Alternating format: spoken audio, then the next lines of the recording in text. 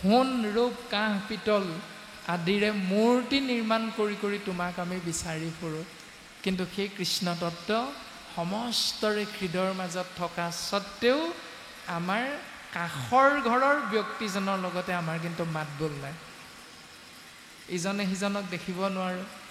এতিয়া তাৰে এটা কাহিনী আমাক বৰ্তমান পদে প্ৰকাশ কৰিব, আমি পদৰ মাজলৈ আগবাঢ়ি যাম। ভগৱন্ত পুৰুষৰ দৰ্শন শাস্ত্ৰ সন্মতে আমাক সিদ্ধান্ত দিছে খুব সুন্দৰভাৱে, যিহেতু ভকতেই হ'ল ভগৱান, ও দেৱতো তীৰ্থটো কৰি ভকতে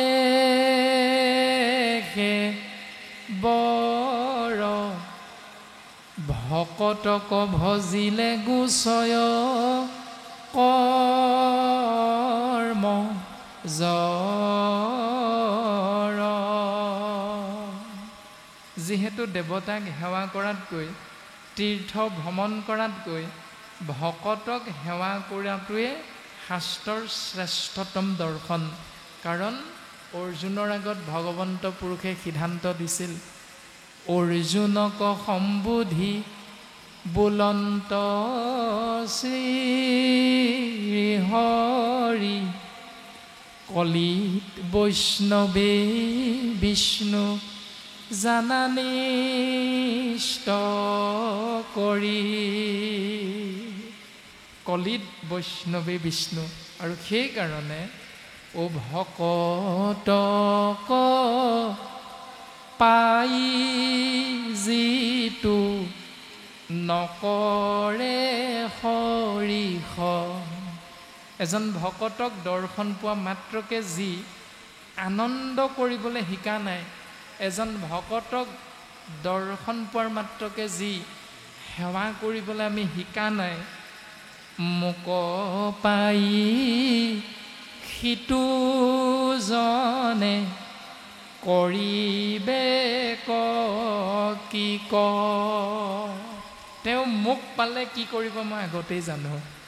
যিজন ভগৱন্ত পুৰুষে ভক্ত প্ৰহ্লাদৰ বাক্য ৰক্ষা কৰি অচেতন এটি স্তম্ভত বেকত হৈছিল নৃসিংহ ৰূপত, যিজন ভক্ত প্ৰহ্লাদৰ বাক্য ৰক্ষা কৰিবলৈ গৈ ভগৱন্ত নিৰ্জীৱ এক স্তম্ভত প্ৰকাশমান হৈছিল, সেইজন ভগৱন্ত কলিযুগত আমি সমস্তজনাই বিচাৰি ক'ত পাম? সেই দৰ্শন দিছে যে সেইজন ভগৱন্ত সমস্তৰে হৃদয়ৰ মাজত আছে, আৰু সেই তত্ত্বটো হয়তো অকণমান হ'লেও উপলব্ধি কৰিব পৰাৰ বাবেই প্ৰয়াত সুধা কণ্ঠ ভূপেন হাজৰিকাদেৱেও গানৰ মাজেৰে কৈ থৈ গৈছে, মানুহে মানুহৰ বাবে যদিহে অকণো নাভাবে, অকণি সহানুভূতিৰে ভাবিব কোনেনো কোৱা সমনীয়া, মানুহে মানুহৰ বাবে। মানুহ যদিহে নহয় মানুহ, দানৱ কাহানিও নহয় মানুহ, আৰু দানৱ যদিহে হয় মানুহ, লাজ পাব কোনেনো কোৱা সমনীয়া, মানুহে মানুহৰ বাবে। মা মানে মানৱতা, ন মানে নম্ৰতা, স মানে সহনশীলতা। এই তিনিটা গুণ আমি প্ৰত্যেকে আমাৰ নিজৰ লগত ৰাখিবলৈ চেষ্টা কৰিছোঁনে নাই কৰা? শাস্ত্ৰ ভাগৱতৰ পদ, নামঘোষাৰ ঘোষাচন্দ, কীৰ্তন গ্ৰন্থ আদি উত্তম শাস্ত্ৰবিলাকৰ কিমান পদ ঘোষা আমাৰ মুখস্থ হৈ আছে, কণ্ঠস্থ হৈ আছে, এইটো ডাঙৰ কথা নহয়। একাদশ স্কন্ধত উদ্ধৱে সুধিছে যে প্ৰভু, পণ্ডিত কাক বোলে, মূৰ্খ কাক বোলে, তাৰ জ্ঞান তুমি আমাক দিব লাগে। সেই পণ্ডিত কাক বোলে, মূৰ্খ কাক বোলে, সেই জ্ঞান ভগৱন্ত পুৰুষে উদ্ধৱৰ আগত সুন্দৰভাৱে প্ৰকাশ কৰিছে। গতিকে তুমি যিমান শাস্ত্ৰ কথা জানিলেও যদি তোমাৰ স্বভাৱটো শাস্ত্ৰৰ লগত মিলাই ল'ব পৰা নাই, যিটো কথা আমি পাঠ্যপুথিত প্ৰত্যেকজনাই লাভ কৰিছোঁ, হজৰত মহম্মদ নামৰ এজন ধৰ্মগুৰুৰ এটা কাহিনীৰে এগৰাকী বুঢ়ীমাকে তেওঁৰ নাতিয়েকক মিঠাই খুওৱাটো এৰুৱাবৰ বাবে ধৰ্মগুৰু হজৰত মহম্মদৰ ওচৰলৈ লৈ গৈছিল আৰু ধৰ্মগুৰুৱে কৈছিল মোক 1 মাহমানৰ সময় দিয়ক। আৰু বুঢ়ীমাকে যেতিয়া এমাহৰ পাছত নাতিয়েকক লৈ গৈছিল তেতিয়া গুৰুজনাই মিঠাই খোৱাটো কেনেকৈ এৰিব লাগে তাৰ জ্ঞান দিছিল। বুঢ়ীমাকে জানিব বিচাৰিছিল কিয়নো ইমানখিনি সময় লোৱা হ'ল। তেতিয়া ধৰ্মগুৰুৱে উত্তৰ দিছিল যে আইতা কিনো মিছা কথা ক'ম, আপুনি যিটো কাৰণে মোৰ ওচৰলৈ আহিছিল সেই কাৰণটো ময়ো এজন তাৰ মাজত সোমাই থকা ব্যক্তি, অৰ্থাৎ মিঠাই খাই ময়ো ভাল পাওঁ। যদি মই ভাল পোৱা কামটো আনে মোৰ পৰা নকৰিবৰ বাবে উপদেশ বিচাৰে তেতিয়াহ'লে মই সেইটো কেতিয়াও কৰিব নোৱাৰোঁ আইতা। আৰু তাকে আমাক জ্ঞান দিছে উপদেশতকৈ আৰ্হি ভাল। গতিকে আমি কিমান দিন কিমান বছৰ এনেকুৱা ডাঙৰ ডাঙৰ অনুষ্ঠান কৰিম এইটো ডাঙৰ কথা নহয়। প্ৰত্যেক বছৰে কৰা অনুষ্ঠানৰ পৰা আমি কি একোটা আমাৰ সমাজত থকা আমাৰ ব্যক্তি বিশেষে থকা ভুল আমি শুধৰণি কৰিবলৈ চেষ্টা কৰিছোঁ বা কৰিম, এইটোহে আটাইতকৈ ডাঙৰ কথা। গতিকে আমি প্ৰত্যেকজনে আজি তাৰ কিছু কিছু চিন্তা আমি আশ্ৰয় কৰিবলৈ সুবিধা পাইছোঁ স্বপ্নীল বাপজনাৰ কৃপাৰ বশত। গতিকে বৰ্তমান 4ৰ্থ স্কন্ধত এটি কাহিনী প্ৰকাশ হৈছে। পাঠাচাৰ্য বাপ দুজনে পাঠ কৰি গৈছে ধ্ৰুৱ চৰিত্ৰ। আপোনাৰ হ'ব ইমান পৰে শ্ৰৱণ মহাভক্তি কৰিছে। আমিও পদবন্ধে কোৱা কথাখিনি অকণমান কম সময়ৰ ভিতৰতে বৰ্তমান সময়খিনিলৈকে পদবন্ধে আগবঢ়োৱা কথাখিনি আগবঢ়াই দিবলৈ চেষ্টা কৰা হ'ব। তাৰপাছত সময়ৰ প্ৰতি লক্ষ্য ৰাখি পাঠাচাৰ্য বাপে পাঠ আগবঢ়াই যাব, আমিও পদৰ লগত সংগতি ৰাখি কাহিনী আগবঢ়াই নিবৰ বাবে চেষ্টা কৰা হ'ব। যে ধ্ৰুৱ চৰিত এভাগী ছবিৰ জৰিয়তে কৃপালু গুৰুৰ কৃপা ধন্য হৈ শ্ৰী চন্দ্ৰ ভাৰতী নামৰ কবিজনাই সুন্দৰভাৱে মূল সংস্কৃত ভাগৱতৰ পৰা ধ্ৰুৱ চৰিত পদবন্ধে অসমীয়ালৈ অনুবাদ কৰিছে। আৰু সেই অনুবাদৰ আৰম্ভণিতে তেৰাই আমাক সুন্দৰভাৱে প্ৰকাশ কৰিছে ৰাম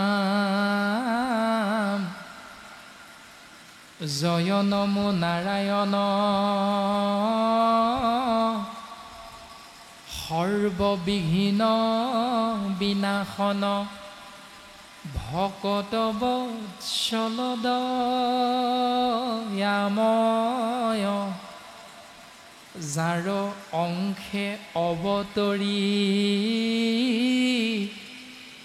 নানাবিধ মূৰ্তি ধৰি সৃষ্টি স্থিতি কৰন্ত প্ৰলয়।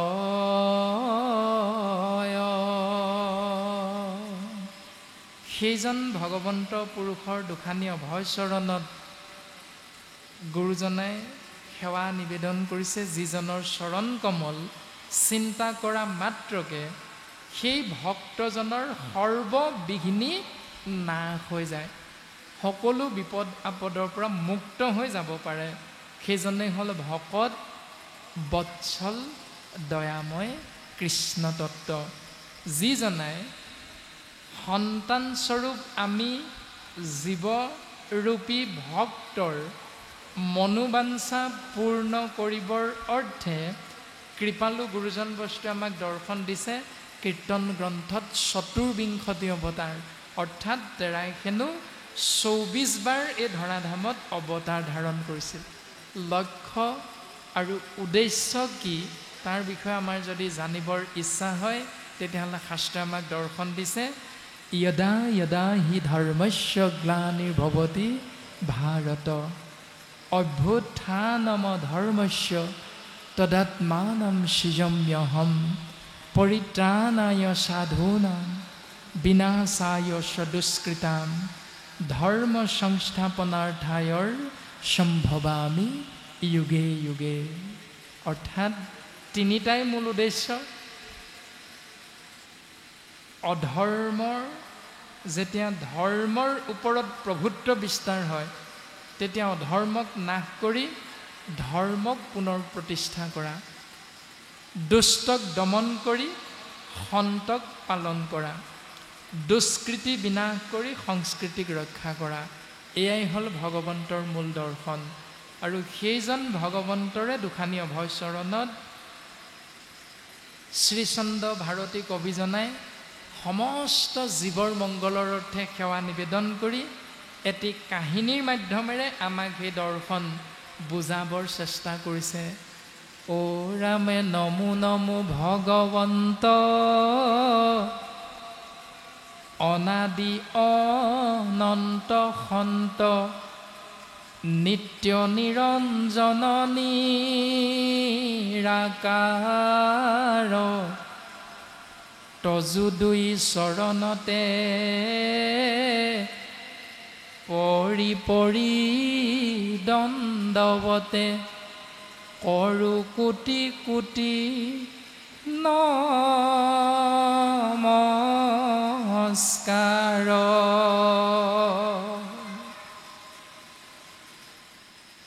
কোটি কোটিবাৰ সেৱা নিবেদন কৰিছে। কেনেকৈ? পৰি পৰি দণ্ডৱতে। দণ্ড মানে হ'ল লাঠি, ওৱতে মানে হ'ল পৰি থকা। এডাল লাঠি যেনেকৈ পৰি থাকে, এতিয়া লাঠিডালৰ কথাটো আমি কেনেকৈ চিন্তা কৰিম? এই মাইক্ৰফোনটোৰ ষ্টেণ্ডডাল, কালিৰ পৰা হয়তো এই ষ্টেণ্ডডালত এটা লাইট ওলমাই থৈছে পোহৰ দিবৰ বাবে, আৰু এই ষ্টেণ্ডডাল যিজন ব্যক্তি আহি ইয়াত বহুৱাই দিলে, অনুষ্ঠান শেষ হোৱাৰ পাছত সেই ব্যক্তিজনে এইখিনিৰ পৰা লৈ নোযোৱালৈকে ষ্টেণ্ডডাল নিজে নিজে লৰচৰ কৰিব নোৱাৰে। এইটোৱে হ'ল দণ্ডৱতে।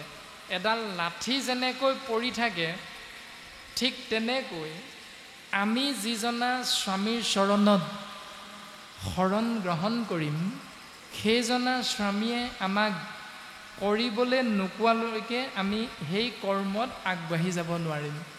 তেওঁ যিটো কৰ্ম কৰাৰ পৰা আমাক আঁতৰত থাকিবলৈ ক'ব, সেই কৰ্মটো আমি নকৰাটোৱে হ'ল আমি এক দেৱ এক সেও একত বিনে নাইকেও এই পৰম তত্ত্বক বুজি পোৱাটো। ভগৱন্তৰ পৰমহংসা অৰ্জুনে 3 বাৰ শৰণ লৈছিল ভগৱন্তৰ চৰণত। 3 বাৰ শৰণ কেনেকৈ লৈছিল? কুৰুক্ষেত্ৰ যুদ্ধ আৰম্ভণি হ'ব বুলি যেতিয়া সিদ্ধান্ত হ'ল, তেতিয়া পাণ্ডৱৰ হৈ তৃতীয় পাণ্ডৱ অৰ্জুন আৰু কৌৰৱৰ হৈ যুৱৰাজ দুৰ্যোধনে দ্বাৰকাত গৈ কৃষ্ণৰ পৰা সহায় বিচাৰিছিল, আৰু সেই সহায় বিচৰাটোৱে হ'ল আশ্ৰয়। অৰ্জুনে বিচাৰিছিল কৃষ্ণ তত্ত্বক আৰু দুৰ্যোধনে আশ্ৰয় কৰিছিল ভগৱন্ত কৃষ্ণ তত্ত্বৰ অপৰাজেয় নাৰায়ণী সেনা এক অক্ষখিনি। এয়া হ'ল অৰ্জুনৰ ভগৱন্তৰ চৰণত প্ৰথম শৰণ। তাৰ পাছত কুৰুক্ষেত্ৰ যুদ্ধৰ মাজমজিয়াত যেতিয়া ৰথ ৰখাই দিছিল, তেতিয়া অৰ্জুনে অস্ত্ৰ নধৰো বুলি গাণ্ডীৱ ধনু এৰি দিছিল। তাৰ প্ৰাক মুহূৰ্তত অৰ্জুনে ভগৱন্ত কৃষ্ণৰ চৰণত সেৱা নিবেদন কৰি কৈছিল, মই তোমাৰ চৰণত শৰণ লৈছোঁ, কিন্তু এই বুলি এষাৰ বাক্য কৈছিল।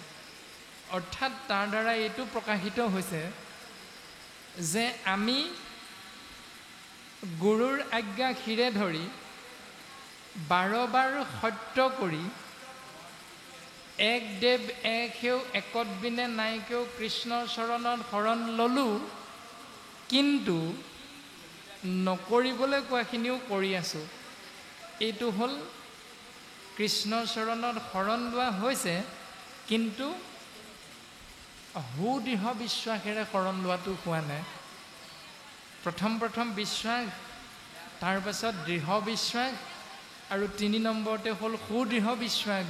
যেতিয়া ভগৱন্ত পুৰুষে সিদ্ধান্ত দিছিল অৰ্জুনৰ আগত, সৰ্বধৰ্মান পৰিত্যাজ্য মামেকং শৰণং ব্ৰজ অহং তাম সৰ্ব পাপেভ্যো মুখ্যই স্বামী মা শুচ। হে অৰ্জুন, সৰ্বধৰ্ম এৰি এক শৰণ সাক্ষাৎ সুদীৰ্ঘ বিশ্বাসে সখী লয়ুক আহমাত ঊৰ্ধ্ব বাহু কৰি হেৰা কৰো অংগীকাৰ সমস্ত পাপতে মই কৰিব উদ্ধাৰ। সখা পাৰ্থ, তুমি যদি মোৰ চৰণত সুদৃঢ় বিশ্বাসে শৰণ গ্ৰহণ কৰা, তেতিয়াহ'লে মই কথা দিছোঁ সখা, এই কৰ্ম কৰোঁতে তোমাৰ যি পাপ হ'ব, সমস্ত পাপৰ পৰা মই তোমাক উদ্ধাৰ কৰিম। আৰু মাধৱ গুৰুজনাই আমি ভকতৰ বাবে সেই তত্ত্বটো দি থৈ গৈছে নামঘোষা শাস্ত্ৰত, যে যিসকল আমি ভকতৰ নামকৰণেৰে গোবিন্দ মহাপ্ৰভুৰ নিৰ্গুণ নাম আশ্ৰয় কৰিম, তেৰা সমস্তে কৰিব লগা এটি উত্তম দৰ্শন। অ ৰাম মাধৱে বুলন্ত মুক কৃষ্ণ কৃষ্ণ কৃষ্ণ বুলি সদায়ে সুমৰে যিটো জন জলহন্তে যেন পদ্ম নৰকৰ পৰাতাংক ও আপোন উদ্ধাৰু ৰংগ মনে।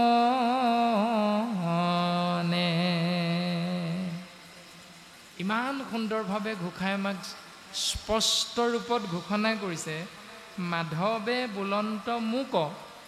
কৃষ্ণদেৱৰ অন্য এটা নাম হ'ল মাধৱ। মা মানে লক্ষ্মী, ধৱ মানে স্বামী। ঈশ্বৰ কৃষ্ণদেৱে কৈছে যে মোৰ কৃষ্ণ কৃষ্ণ কৃষ্ণ নাম যিজনাই আশ্ৰয় কৰিব, এদিন বুলি নাই কোৱা, মাধৱে বুলন্ত মুক কৃষ্ণ কৃষ্ণ কৃষ্ণ বুলি এদিন সোমৰে যিটো জন বুলি নাই কোৱা, সদায়ে সোমৰে যিটো জন। যিসকলে সদায় এই নিয়মটো পালন কৰি থাকে, জলহন্তে যেন পদ্ম, পানী বাঢ়ি অহাৰ লগে লগে যেনেকৈ বোকাত জন্ম হোৱা পদুম ফুল পাহ পানীৰ লগে লগে ওপৰলৈ বাঢ়ি বাঢ়ি আহি থাকে, ঠিক তেনেকৈ নৰকৰ পৰা তাংক আপোনো উদ্ধাৰু ৰংগ মনে।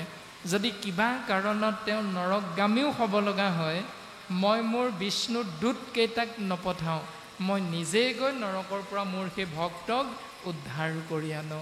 এই দৰ্শন দিছে এনেকৈ যে যিসকলে আমি এক দেৱ এক সেও একত বিনে নাইকেও কৃষ্ণদেৱৰ চৰণত সুদৃঢ় বিশ্বাসে শৰণাপন্ন হ'ম, তেওঁলোকৰ প্ৰতি ভগৱন্ত পুৰুষ সদা সৰ্বদা প্ৰসন্ন হয়। আৰু এনেকৈ শ্ৰীচন্দ্ৰ ভাৰতী কবিজনাই প্ৰকাশ কৰিছে, সেহি ভাৱে ময়ো মূঢ় ইটো ভাগৱত গূঢ় অৰ্থ তত্ত্ব নুবুজো নিশেষ। ময়ো বুজি নাপাওঁ, তথাপিতো বৰ্ণাইবাক আৰম্ভিলোঁ চৰণে শৰণ লৈলোঁ প্ৰভু মোক দিওঁ উপদেশ। হে প্ৰভু, তোমাৰ নাম জগতৰ মংগলৰ অৰ্থে আমি প্ৰকাশ কৰিবৰ বাবে আগবাঢ়িছোঁ। ইয়াত য'ত দীঘল হ'ব লাগিছিল, তাত হয়তো আমাৰ সীমিত জ্ঞানেৰে বুজাবলৈ যাওঁতে চুটি হৈ গৈছে। য'ত মূল সংস্কৃতত চুটিকৈ আছিল, আমাৰ সীমিত জ্ঞানেৰে বুজাবলৈ যাওঁতে হয়তো দীঘল হৈ গৈছে পদচন্দ। গতিকে এই যে বঢ়াটোতা হৈছে, সেই প্ৰভু তাৰ বাবে আমাক যেন তুমি অপৰাধ নধৰি তোমাৰ চৰণত কিংকৰৰো কিংকৰ ভাবি আমাক এক কণিকা কৃপা বৰিখন কৰা।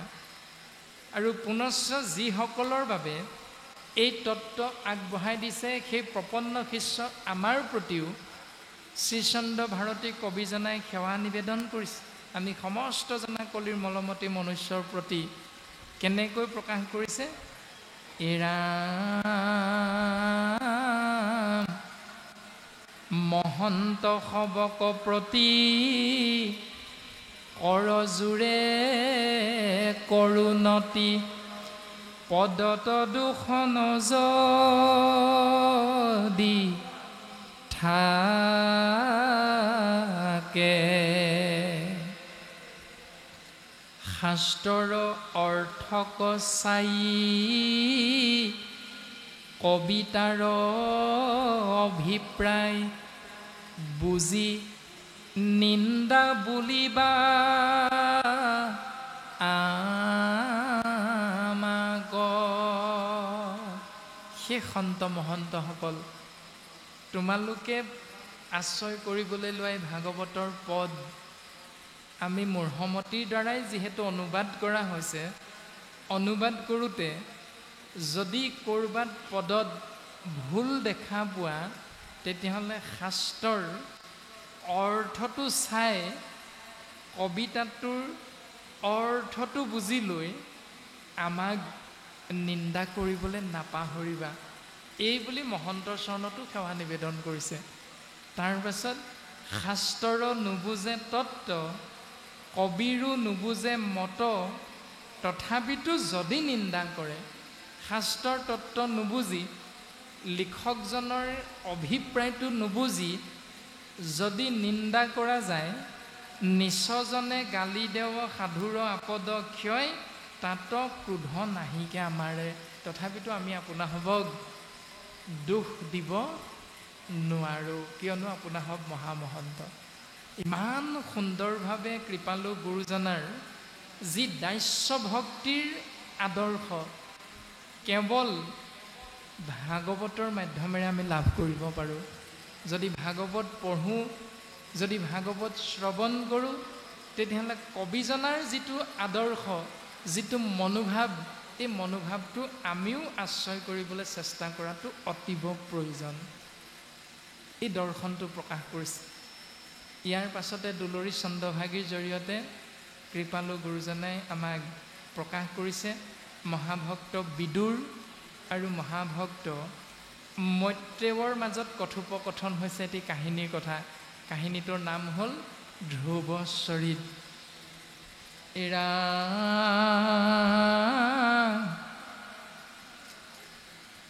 শুনা সভাসদ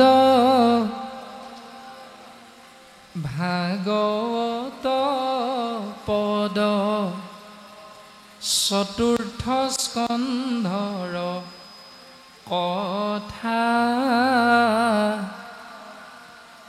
বিদুৰে পুছিলা মৈত্ৰেয়ে কহিলা মনুৰ বংশ ব্যৱস্থা ৰাম স্বয়ম্ভু মনুৰ দুই পুত্ৰ ভৈলা সকলে গুণ বিশিষ্ট শ্ৰেষ্ঠ প্ৰিয় ব্ৰত ধৰ্মত নিৰত উত্তান পাদ কনিষ্ঠ। কালিলৈ বা পৰহিলৈ যদি আমাৰ গৃহত আমাৰ সন্তানে সোধে যে মা দেউতা তোমালোক যে সেইদিনা নামঘৰলৈ গৈছিলা, ভাগৱতৰনো কি কথা ওলাইছিল আমাক অকণমান কৈ দিয়কচোন, এই বুলি যদি সন্তানে আমাক সোধে তেতিয়া অন্তত আমি ক'ব পৰাকৈ সাজু হৈ যাব লাগিব। যদি এটাও কথা ঘৰত গৈ আমি বোৱাৰীগৰাকীক সন্তানৰ আগত, ছোৱালীজনীৰ আগত, ল'ৰাটোৰ আগত যদি এটাও ভাগৱতৰ কথা ক'বগৈ নোৱাৰোঁ, তেতিয়াহ'লে আমাক গালিও পাৰিছে আহিল কণা, গ'ল কণা, সাগৰী কাটিলোঁ 3 কণা, ইয়াৰ দ্বাৰা জীৱৰ মংগল নহয়। গতিকে শ্ৰৱণ হ'ল উত্তম ভক্তি, আৰু সেই শ্ৰৱণ উত্তম ভক্তি বুলি কোৱাৰ পাছতো এনে উত্তম হৈ নাযায় যদি আমি মনত এটাও ৰাখিব নোৱাৰোঁ। গতিকে এটা হ'লেও আমি মনত ৰাখি অন্তত সন্তানক কাহিনীটোৰ মাধ্যমেৰে যি বুজিলোঁ তাকে অন্তত ক'বগৈ লাগিব। ইয়াত প্ৰকাশ কৰিছে যে মহাভক্ত মৈত্ৰেয়ক সুধিছে, কোনে? ব্যাসৰ নন্দন বিদুৰে সুধিছে যে সেই মৈত্ৰেয় প্ৰভু তুমি আমাক কোৱাচোন মনুৰজাৰ বংশৰ কথাখিনি। তেতিয়া মনুৰজাৰ বংশৰ কথা ক'বলৈ গৈ মৈত্ৰেয় ঋষিয়ে কৈছে যে স্বয়ম্ভুৱ মনুৰ 2জন পুত্ৰ, প্ৰথমজনৰ নাম হ'ল প্ৰিয়ব্ৰত, দ্বিতীয়জনৰ নাম হ'ল উত্তানপাদ। এজনো কম নহয়, 2জনে সমান গুণৱন্ত, শৌৰ্যবীৰ্য পাৰ্গত, শক্তিশালী। এই ধৰাধামত তেৰা সমস্তৰ সমান গুণবিশিষ্ট শক্তিমন্ত। সেই সময়ত ৰজা কিন্তু বেলেগ নাছিল। তাৰ পাছত পদে আমাক প্ৰকাশ কৰিছে, এৰা সিটো প্ৰিয়ব্ৰতে কুমাৰ কালতে বিষয় সুখক তেজী তপু বনে গৈও নাৰদ কপায়া কহিল বিষ্ণুক ভজি।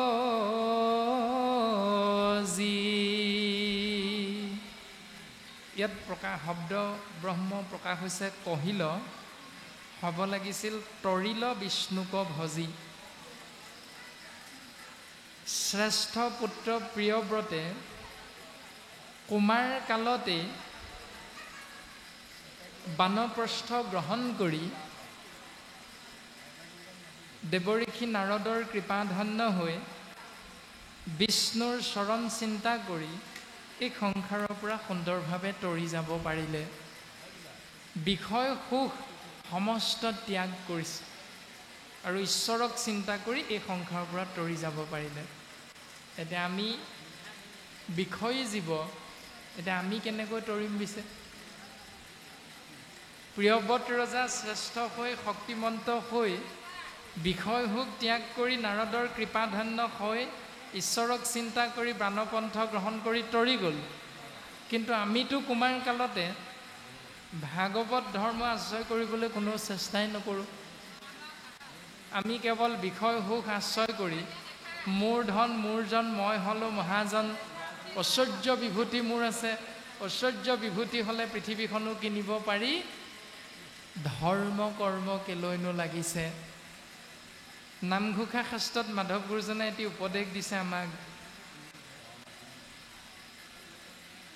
তপ জপ তীৰ্থ ব্ৰত জাগ যোগ যজ্ঞ দান, কাকো নসুমৰে মৃত্যু বেলা, মৰণতাজনক বেঢ়ি বোলে সবে ৰাম বোলা, হেন নাম এটি ক্ষণে হেলা।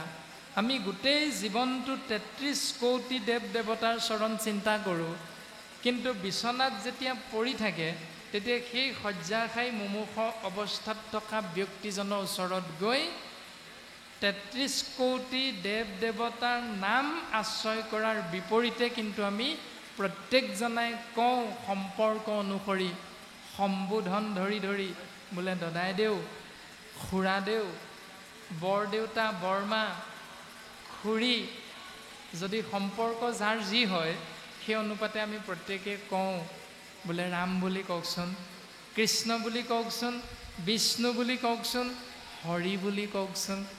কিন্তু গোটেই জীৱনটো সেই নামৰ বিপৰীত নিয়মখিনি আমি পালন কৰি থাকিলোঁ। এতিয়া ৰজা প্ৰিয়ব্ৰতে কি কৰিছে? কুমাৰ কালতে বিষয় সুখ এৰি বানপন্থ গ্ৰহণ কৰি দেৱঋষি নাৰদৰ কৃপাত এই সংসাৰৰ পৰা ঈশ্বৰক চিন্তা কৰি তৰি যাব পাৰিলে। কিন্তু আমিতো বিষয় সুখত আছোঁ। এতিয়া আমি কেনেকৈ তৰিম? ভাগৱতে আমাক সেই সিদ্ধান্ত দিছে যে অভিশপ্ত হৈও এখন ৰাজ্যৰ ৰজা হৈও সাগৰা পৃথিৱীৰ গৰাকী হৈও মৃত্যুৰ দিন জানিব পৰা একমাত্ৰ ৰজাজনৰ কাহিনীৰ মাধ্যমেৰে আমাক দৰ্শন কৰাইছে। তাৰ নাম হ'ল বিষ্ণুৰাত।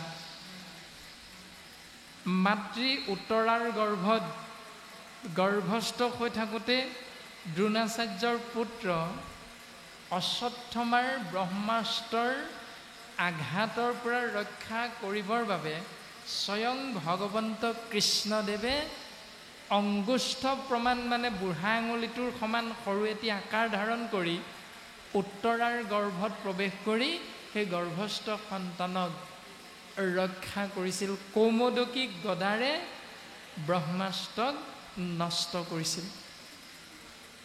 শংখ চক্ৰ গদা পদ্ম ভগৱন্তৰ চতুৰ্ভুজ ৰূপ মাতৃগৰ্ভতে দৰ্শন পোৱাৰ বাবে সেই শিশুৰ নাম হ'ল বিষ্ণুৰাত। আৰু কালক্ৰমত তেৰাৰ অন্য এটি নাম হ'ল পৰীক্ষিত। আৰু সেই পৰীক্ষিতে শ্ৰমিক মুনিক ধ্যানমগ্ন হৈ থাকোঁতে এটি অপৰাধ লগাইছিল। সেই অপৰাধৰ শাস্তি 7 দিন 7 ৰাতিৰ অন্তত তক্ষকৰূপী কালসৰ্প দংশন কৰিব আৰু পৰীক্ষিতৰ মৃত্যু হ'ব।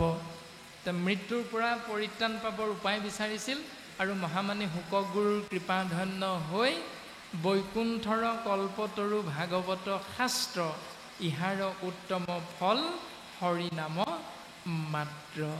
এই হৰিনাম বস্তু লাভ কৰিলে কল্পতৰু পুৰাণ সূৰ্য মহাভাগৱত। গতিকে পৰীক্ষিতো গৃহস্থী ধৰ্ম আশ্ৰয় কৰা ৰজা আৰু আমিও প্ৰত্যেকজনাই বিষয় সুখ ভোগ কৰা একোজন কলিৰ মলমতী মনুষ্য। পৰীক্ষিতৰো সন্তান আছিল, পৰীক্ষিতৰো পত্নী আছিল, আমাৰো পুত্ৰ পত্নী আছে। গতিকে পৰীক্ষিতৰ লগত আমাৰ সমস্তখিনি মিল আছে। কিন্তু অমিল এটাই যে পৰীক্ষিতে জানিব পাৰিছিল কোনদিনা মৰিব, আমি কিন্তু নাজানো কোনদিনা মৰিম। পাৰ্থক্য মাত্ৰ এইটোহে। গতিকে পৰীক্ষিতে জানি কৃষ্ণক ভজিছিল। আৰু মাধৱ গুৰুজনে আমাক কৈছে নামঘোষা শাস্ত্ৰত, জ্ঞানে বা অজ্ঞানে মাধৱৰ নাম ফুৰে যিটো জনে সুমৰি টাংক মূৰ বুলি হাতে চক্ৰ ধৰি ৰাখিয়া ফুৰন্ত হৰি। তুমি জানিয়ে কৃষ্ণ বুলি কোৱা, নাজানিয়ে কৃষ্ণ বুলি কোৱা কোনো কথা নাই। তুমি যে কেৱল কৃষ্ণ নামত শৰণ গ্ৰহণ কৰিছা, সেইকাৰণে কৃষ্ণদেৱে সেই ভক্তক উদ্ধাৰ কৰিব প্ৰত্যেক মুহূৰ্ততে। তাৰ পাছত পদে আমাক প্ৰকাশ কৰিছে, কনিষ্ঠ উত্তানপাদ মহাৰায় ভৈলা সাতু দীপপতি পুত্ৰৱতে ৰাজা পালা সবে প্ৰজা যেন দুতিশ্বৰপতি। অন্য হাতেদি অন্যজন পুত্ৰৰ নাম আছিল যিহেতু উত্তানপাদ। সেই উত্তানপাদ আছিল পৃথিৱীৰ গৰাকী মানে ৰজা দীপপতি, সাতু দীপপতি মানে 7 যি পৃথিৱীৰ দৰ্শন আছে, তল অতল সুতল বিতল তলাতল ৰসাতল মহিতল আদিকে কৰি যি সপ্ত পাতাল আছে, এই সমস্তৰে একছত্ৰী সম্ৰাট আছিল উত্তানপাদ ৰজা। আৰু তেওঁ সমস্ত প্ৰজাকে নিজৰ পুত্ৰৰ নিচিনাকৈ সুন্দৰভাৱে পালন কৰি আছিল। পুত্ৰৱতে ৰাজা পালা সবে প্ৰজা যেন দুতিশ্বৰপতি, যেন তেওঁ স্বৰ্গৰ ৰজাহে। ইন্দ্ৰ সমস্তকে নিজৰ পুত্ৰখেন ভাবি সুন্দৰভাৱে প্ৰজাক পালন কৰিছিল। অষ্টত শাস্ত্ৰত সবাতো পাৰ্গত ত্ৰৈলোক্য নাহি উপাম দেৱ দ্বিজৰত বিষ্ণুত ভকত যাৰ মহাগুণগ্ৰাম। যিখন ৰাজ্য আছিল, দেৱ ব্ৰাহ্মণ বিষ্ণু ভকত সমস্তৰে প্ৰতি মান্যতা প্ৰদান কৰা এক সুন্দৰ উত্তম ৰাজ্য। কাকো কোনেও অন্যায় নকৰে, কাৰো প্ৰতি কাৰো বিদ্বেষ ভাৱ নাই, প্ৰত্যেকেই প্ৰত্যেকৰে মান্য অনুসাৰে সন্মান প্ৰদৰ্শন কৰা যায়। এনে এক উত্তম ৰাজ্যৰ ৰজা আছিল উত্তানপাদ। তেওঁ অস্ত্ৰতো পাৰ্গত আছিল, শাস্ত্ৰতো পাৰ্গত আছিল, সকলোতে পাৰ্গত। ত্ৰৈলোক্য নাহি উপাম, স্বৰ্গ মৰ্ত্য পাতাল মানে ত্ৰৈলোক্য, তিনি লোকত তেওঁৰ সমান তুলনা কৰিব পৰা দ্বিতীয় এজন নাছিল। দেশ পবিত্ৰ বিশেষ সমান সাতু দীপৰ, তথাতে নগৰী বৰ্ষেশ্বতী পুৰী অমৰাৱতী সমসৰ। সেই 7 দ্বীপ, ইয়াৰ ভিতৰত আকৌ অতিকৈ উত্তম আছিল কি কুশাৱৰ্ত নামৰ এক স্থান। আকৌ সেই কুশাৱৰ্ত নামৰ স্থানত স্বৰ্গৰ দেৱৰাজ ইন্দ্ৰৰ অমৰাৱতীতকৈও উত্তম এভাগ নগৰ আছিল, যাৰ নাম হ'ল বৰ্ষেশ্বতী। ইন্দ্ৰৰ অমৰাৱতীতকৈও অনুপম বুলি কোৱা হৈছে। গংগা যমুনাৰ বেদ মধ্যে সাৰ পতন পাত নগৰী, আতি ৰূপৱতী সুৰুচি সুনীতি ভৈলা দুই পটেশ্বৰী। আকৌ অন্য হাতেদি গংগা যমুনা স্বৰূপ বেদৰ সাৰ বস্তু, গংগা যমুনা স্বৰূপ এই পৃথিৱীতেই পতনপাত নামৰ এক স্থান আছিল, য'ত অতিকৈ ৰূপৱতী সুৰুচি আৰু সুনীতি নামে দুগৰাকী ৰাণী সেই উত্তানপাত ৰজাৰ লগত সুন্দৰভাৱে প্ৰকাশমান হৈ আছিল। অৰ্থাৎ গংগা যমুনা বুলি ক'লে আমাৰ যেনেকুৱা এটা ভাৱনা মনত আহি যায়, শ্ৰদ্ধা আহি যায় গংগা যমুনা বুলি ক'লে, ঠিক তেনেকৈ সুনীতি আৰু সুৰুচি নামৰ দুগৰাকী ধৰ্মপত্নী উত্তানপাদৰ লগত যোগ হৈ গোটেই ব্যৱস্থাটোৱে এক সুন্দৰ ব্যৱস্থাৰ মাজত আছিল। এৰামে দুয়ো সুচৰিতা গুণেৱ নিন্দিতা, কুঞ্জৰ ৰাজগমনী পিনঘনস্তনী জাতিত পদ্মিনী কমল দল নয়নী। কায় বাক্য মনে শয়নে ভোজনে উত্তানপাদ নৃপতি, সুনীতিত কৰি সুৰুচিৰ সঙ্গে বঢ়ালা অধিক প্ৰীতি। যদিও দুয়োগৰাকী ৰাণী অতিকৈ ৰূপৱতী গুণৱতী আছিল, তথাপিতো উত্তানপাদ ৰজাৰ কিন্তু অকণমান সুৰুচিৰ প্ৰতি টান আছিল বেছিকৈ। দুয়োগৰাকী যদিও ৰূপে গুণে অনিন্দিতা, তথাপিতো সুৰুচিৰ প্ৰতি অকণমান বেছিকৈ মৰম আছিল, কিবা অকণমান ক'ৰবাত। আৰু দুয়োগৰাকী ৰাণীৰে দুজন পুত্ৰৰ কথা পদে আমাক প্ৰকাশ কৰিছে। পাছে সুৰুচিৰ পুত্ৰ এক ভৈল ৰাজাৰ স্নেহ একান্ত, আতি দায়াতৰে গণি পঢ়ি তাৰে উত্তম নাম থৈলন্ত। সুৰুচিৰ এটি পুত্ৰ হ'ল, নাম উত্তম ৰখা হৈছে। দুৰ্ভগা সুনীতি তাহান্তু নৃপতি, পুত্ৰ এক উপজিল সৰ্বাংগে সুন্দৰ দেখি নৃপবৰ তান ধ্ৰুৱ নাম থৈল। তাৰ পাছত সুনীতিৰ গৰ্ভত ৰজাৰ ফালৰ পৰা এটি পুত্ৰ হ'ল, সেই পুত্ৰৰ নাম ৰখা হ'ল ধ্ৰুৱ। যদি ৰূপে গুণে দুহান্তু সমান, তথাপি ৰাজাৰ মতি সুৰুচিত আতি ভৈলা আশকতি দুৰ্ভাগা ভৈল সুনীতি। দুয়োগৰাকীৰ ভিতৰত সুৰুচিৰ প্ৰতি ৰজাৰ অকণমান টান আছিল বাবে স্বাভাৱিকতে দুয়োগৰাকী ধৰ্মপত্নীৰ মাজত অকণমান মনোমালিন্য হৈছিল। সুনীতিয়ে নিজকে দুৰ্ভগীয়া বুলি ভাবিছিল আৰু সুৰুচি ৰজাৰ একমাত্ৰ ৰাজৰাণী বুলি অকণমান অহংভাৱ এটা আছিল। তাৰ পাছত ছবিভাগীয়ে আমাক সিদ্ধান্ত দিছে, এদিনাখন ৰজা উত্তানপাদে তেওঁৰ অকণমান মৰম বেছিকৈ থকা সুৰুচি ৰাণীক লগত লৈ তেওঁৰ পুত্ৰ উত্তমৰ সহিতে ৰাজসিংহাসনত বহি কিবা এটা আলোচনা কৰি আছিল। আৰু সেই মুহূৰ্ততে প্ৰৱেশ কৰিছে সেই স্থানত সুনীতিৰ পুত্ৰ ধ্ৰুৱ তেওঁ লগৰীয়া শিশুসকলৰ সহিতে।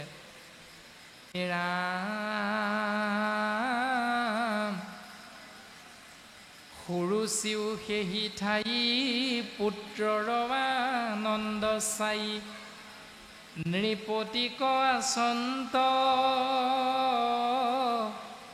উপাসী ধ্ৰুৱে শিশুগণ সংগে খেলাই ফুৰন্ত ৰংগে সেহি থানে প্ৰৱেশিলা আহি। সেই স্থানত আহি উপস্থিত হ'ল। তাৰ পাছত বাপৰ ভীতিক চাই কিছু কিছু কৰি যায় ধ্ৰুৱ গয়া চাপিলন্ত পাগ বাপৰ কোলাক যাইবো অনেক আদৰ পাইবো মনে হনে কৰি অভিলাষ। পুত্ৰ ধ্ৰুৱই ইচ্ছা কৰিলে পিতৃ উত্তানপাদৰ কোলাত বহি অকণমান পিতৃৰ পৰা মৰম লাভ কৰাৰ, কিন্তু সেই মৰমকণ পাবৰ বাবে ইচ্ছা কৰা স্বত্তেও বৈমাতৃ সুৰুচি যিহেতু ৰজা উত্তানপাদৰ কাষত আছিল, সেইকাৰণে উত্তানপাদ ৰজায়ো সুৰুচিৰ ভয়ত অন্যগৰাকী পত্নী সুনীতিৰ পুত্ৰ ধ্ৰুৱক কোলাত বহুৱাই মৰম কৰাৰ পৰা অকণমান বিৰত থাকিল। আৰু তাতেই শিশু ধ্ৰুৱ অকণমান ক্ষুণ্ণ হৈছে। যেনেকৈ আমাৰ শিশুৱে মৰম বিচাৰোঁতে মৰম নাপায়, তেতিয়া আমাৰ সন্তানটোৰ অৱস্থাটো কেনেকুৱা হয়, ধ্ৰুৱৰো অৱস্থা তেনেকুৱা হৈছে।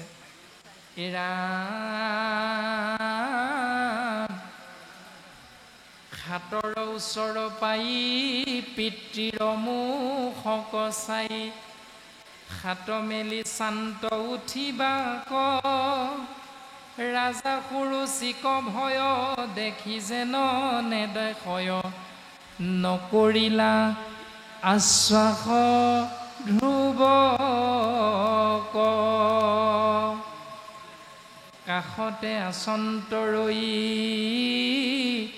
সুৰুচিও মহাদৈ আতি গৰ্বে বোলে সৰ্ব বাক দুৰ্ভগাৰ পুত্ৰ হুই